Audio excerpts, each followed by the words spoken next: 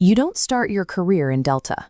Delta selects from people who have already proven themselves in units that represent the pinnacle of military careers. You spend 4 to 6 years as an infantryman, a ranger, or a Green Beret. By age 25, you have 3 combat deployments to places like Iraq, Syria, or Afghanistan. You are an E5 or E6, you are highly effective at your job, and your chain of command knows it. Then a notice appears on a bulletin board at Fort Bragg. There is no unit name, no patch, and no branding. It lists a time, a building number, and a single sentence about a special operations unit organized for rapid response. You attend the briefing. A man in civilian clothes stands at the front of the room and gives you almost no information. He tells you the selection lasts 4 weeks, and the historical attrition rate is above 90%. Of the 120 candidates who start with your class, 12 will remain.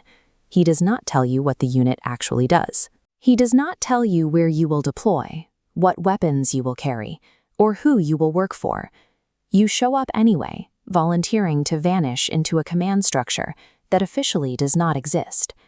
The selection and assessment course takes place in the Appalachian Mountains around Fort Bragg.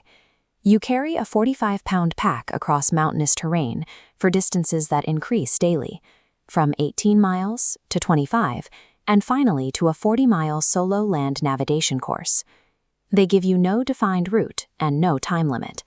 The cadre observes your progress, records data, and says absolutely nothing. They offer 0 encouragement, 0 correction, and 0 feedback on whether you're succeeding or failing. Candidates quit by the dozens. Exhausted men simply sit down at the side of a trail and raise their hand. A truck picks them up and they are gone. There is no yelling, no shame, and no ceremony. Most military training relies on a cadre that punishes and motivates you. Here, the indifference strips away every external support system. To survive the silence, you must generate your motivation entirely from within. If selected, you enter the operator training course. For 6 months, they build you into something the conventional Army doesn't have a name for, beginning your transition into the invisible tradecraft of the unit. You learn close quarters battle at a level of precision that makes Ranger training look like an introduction. You conduct live-fire room clearing exercises, and you shoot around actual live role players instead of simulated targets. Delta does not train with simulated consequences. If you miss, someone bleeds. You practice pistol transitions in under a second, firing around hostages in confined spaces, where the margins for safety are measured in inches. You learn to open any door on Earth in under 3 seconds.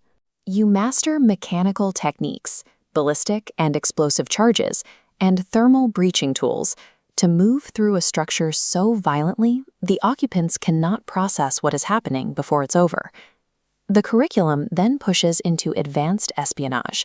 You learn surveillance detection, route tracking, how to manage cover identities, and how to navigate through a foreign city looking like you belong there. You learn how to meet an intelligence source in a cafe without drawing a single glance. By graduation day, you operate fluidly as both a soldier and a spy.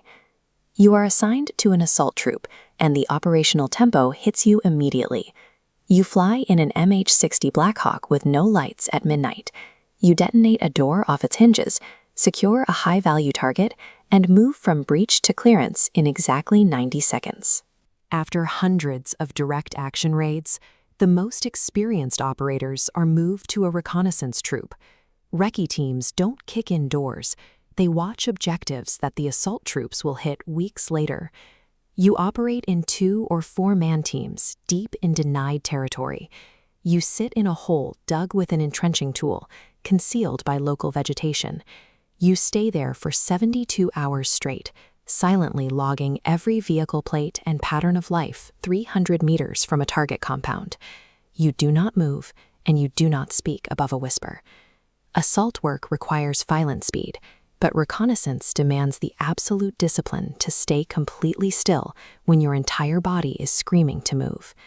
As a team leader, you carry authority that doesn't map to conventional rank. You might be an E7 leading men who are E8s. The hierarchy is flat by design, avoiding rigid rank structures that get people killed. You make critical decisions in fractions of seconds. When a man turns a corner, you have a half second to decide if he holds a weapon, a phone, or a baby. If you hesitate in that hallway, your team gets killed. If you shoot, that split-second decision will be scrutinized and reviewed by lawyers and generals for months afterward. Over 8 years and 300 combat operations, your body becomes an inventory of damage. You carry blown eardrums, a knee rebuilt with titanium, and compressed vertebrae from thousands of helicopter insertions and 14-hour days in body armor. Inside the unit compound, there is a wall lined with personal photographs of men who died in hallways on 3 continents.